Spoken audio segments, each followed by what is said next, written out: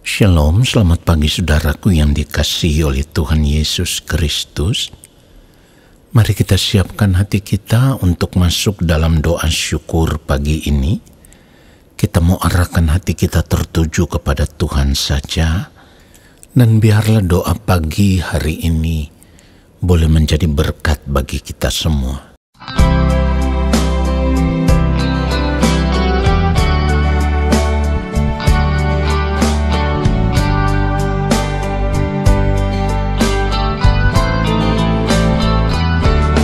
Dengan apakah seorang muda mempertahankan kelakuannya bersih dengan menjaganya sesuai dengan firman-Mu?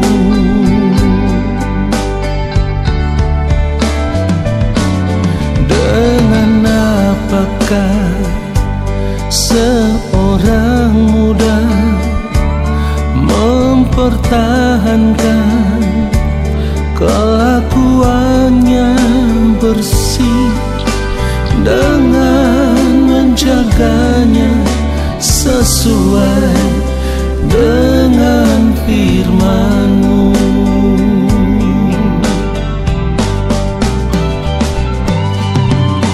Dalam hatiku aku menyimpan janji-Mu, supaya aku jangan berdosa terhadap Engkau.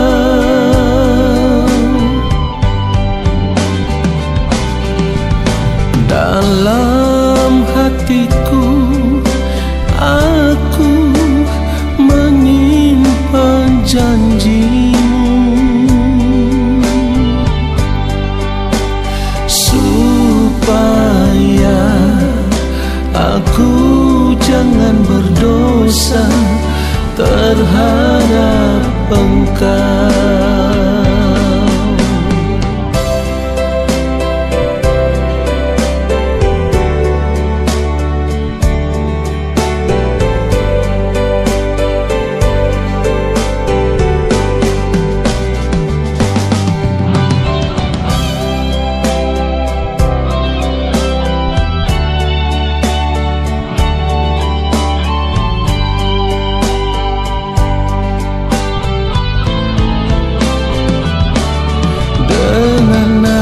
Apakah seorang muda mempertahankan kelakuannya bersih dengan menjaganya sesuai dengan firman-Mu?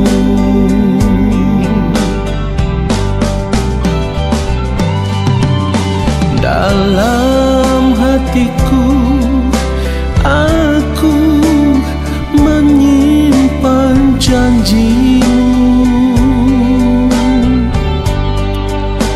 supaya aku jangan berdosa terhadap Engkau.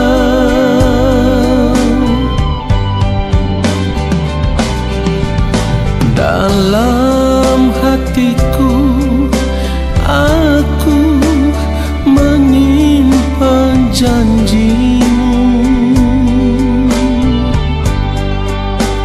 supaya aku jangan berdosa terhadap Engkau. Supaya aku jangan berdosa terhadap Engkau.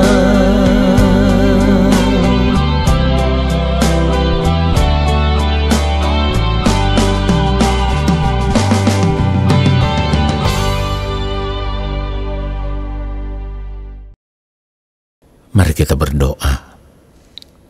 Allah Bapa yang Maha Kudus, kembali saat ini kami ada di hadirat-Mu ya Tuhan.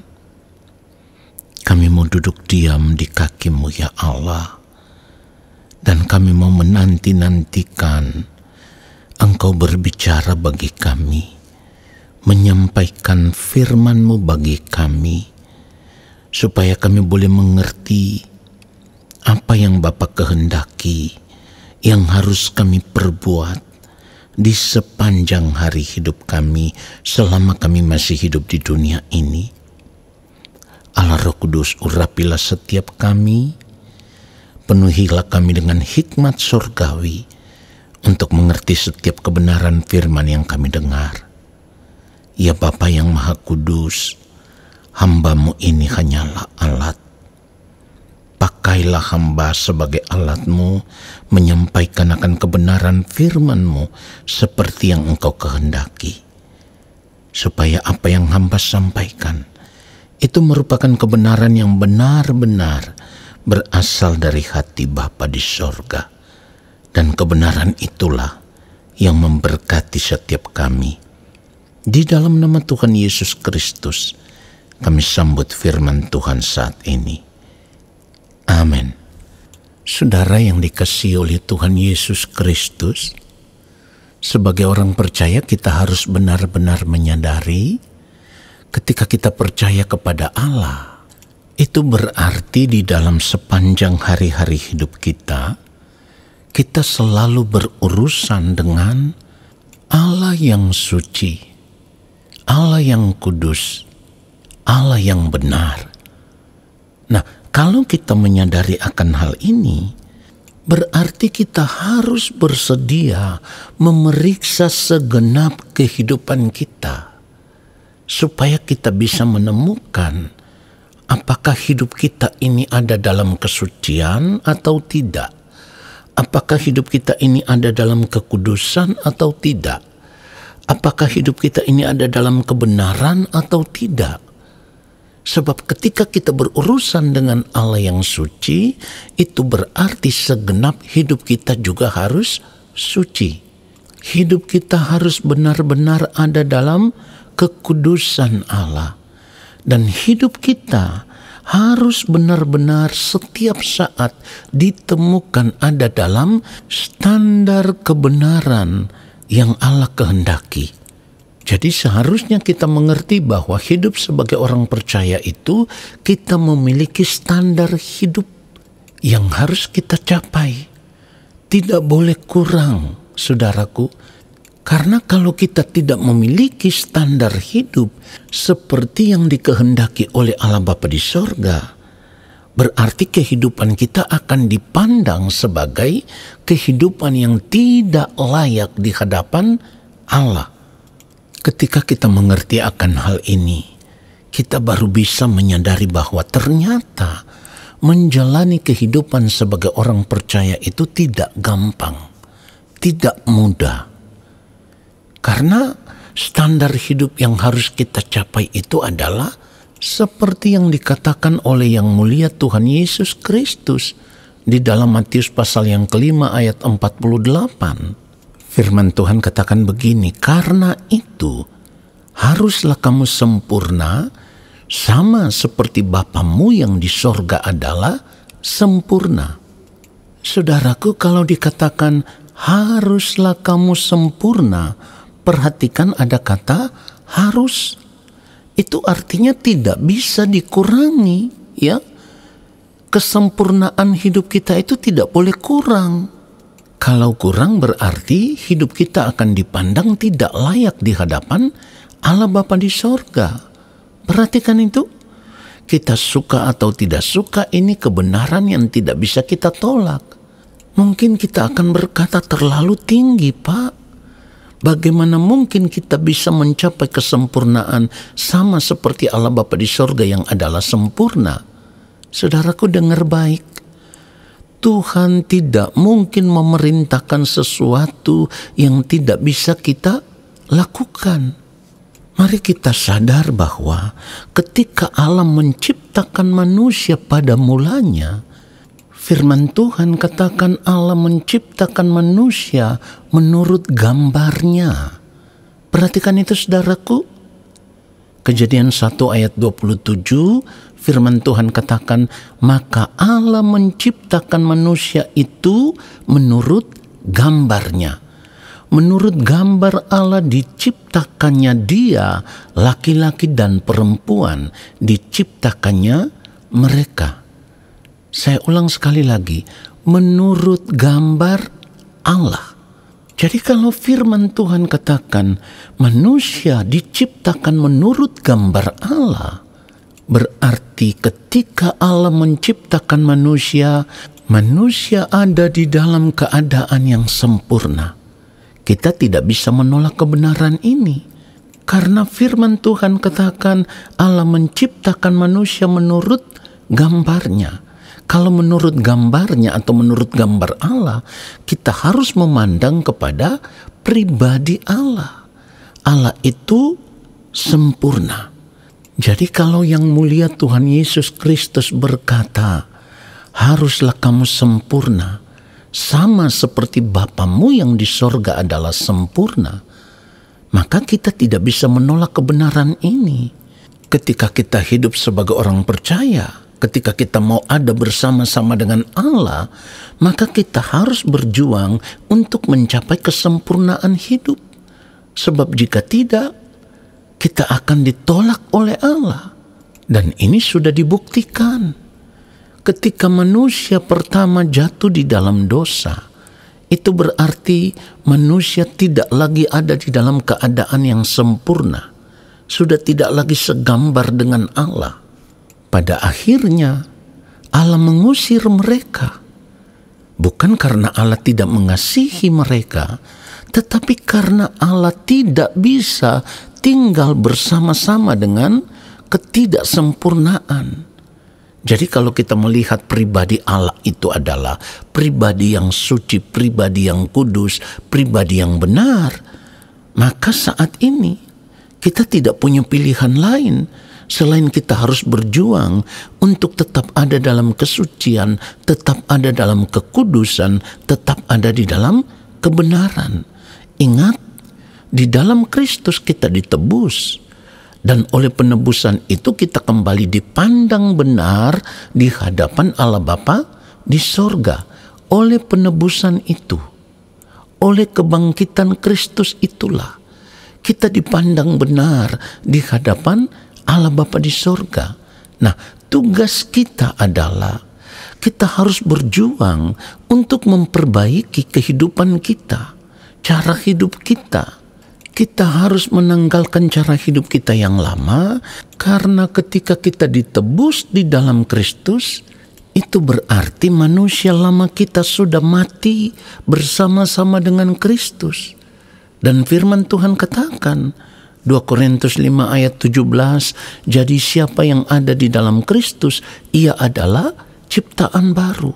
Yang lama sudah berlalu, sesungguhnya yang baru sudah datang. Oleh sebab itu kita harus mau melepaskan cara hidup kita yang lama. Ya, kalau kita tidak mau melepaskan cara hidup kita yang lama, kita tidak akan pernah menjadi manusia yang sempurna. Tetapi kalau kita mau, kita memiliki komitmen, kita memiliki tekad yang kuat untuk benar-benar mencapai kesempurnaan hidup, maka kita pasti akan bisa mencapai kesempurnaan hidup. Dan ini tidak bisa kita tolak, saudaraku. Karena apa? Allah sendiri yang berkata, kuduslah kamu sebab aku kudus. Jadi kalau kita tidak mau berjuang untuk hidup di dalam kekudusan, di dalam kesucian, di dalam kebenaran Allah, kehidupan kita dapat dipastikan tidak berkenan di hadapan Allah. Kita harus mengerti kehidupan yang ditemukan tidak berkenan di hadapan Allah itu pada akhirnya akan mendatangkan kebinasaan atas kehidupan kita. Memang bukan sekarang, tetapi nanti ketika kita berdiri di hadapan pengadilan Allah, ketika kita sudah berada di balik kematian. Perhatikan itu. Oleh karenanya saat ini kita harus sadar, Kita tidak punya pilihan yang lain selain kita harus berjuang menjaga kesucian hidup kita, berjuang menjaga kekudusan hidup kita dan kebenaran hidup kita. Caranya bagaimana? Untuk menjaga kesucian hidup, untuk menjaga kekudusan hidup, untuk menjaga kebenaran hidup, kita harus memiliki komitmen.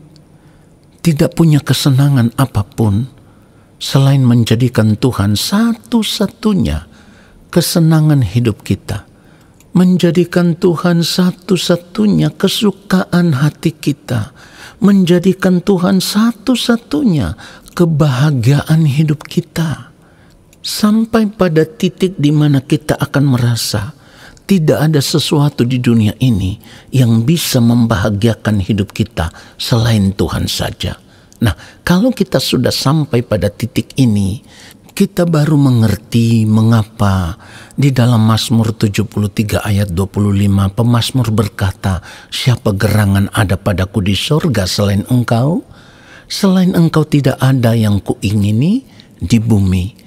Kalau sudah dikatakan tidak ada yang kuingini di bumi, berarti di dalam hatinya sudah tidak ada lagi keinginan diri untuk hidup menikmati dunia ini selain menikmati Tuhan saja.